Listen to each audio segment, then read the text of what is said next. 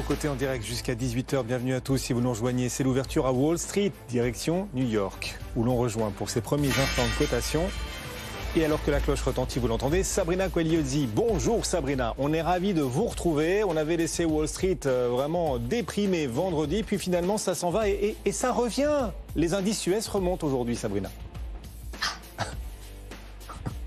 Et oui, jolie progression à l'ouverture pour ces marchés américains. On prend plus de 500 points, figurez-vous, à l'ouverture. Pour l'indice Dow Jones, 30 199 points, plus pratiquement 2%. Le S&P 500, 3 663 points à l'ouverture. On grimpe de 2,25%.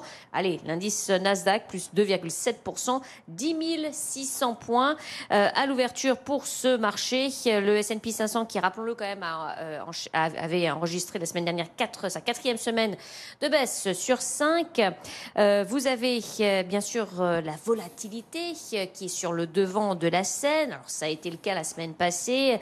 Ça avait été nourri par les statistiques, les chiffres de l'inflation, bien entendu. Cette semaine, volatilité toujours et résultat puisqu'on passe à la vitesse supérieure de ce côté-là. Vous avez 66 entreprises du S&P 500 qui doivent publier leurs résultats trimestriels cette semaine. Les investisseurs ont bien sûr regardé comment ces entreprises gèrent les hausses de coûts des consommateurs qui font désormais attention au prix, l'impact bien sûr du dollar sur les activités à l'international.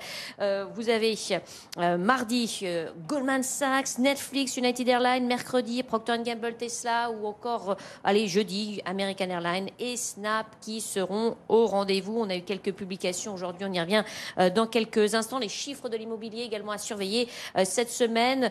Si on regarde du côté de l'obligataire, on a une petite détente de ce côté-là. Ça reste élevé, 3,93 sur le 10 ans américain. Le pétrole, lui, petite hausse aujourd'hui de 1%, 86,46 $. Mais donc un marché américain qui grimpe.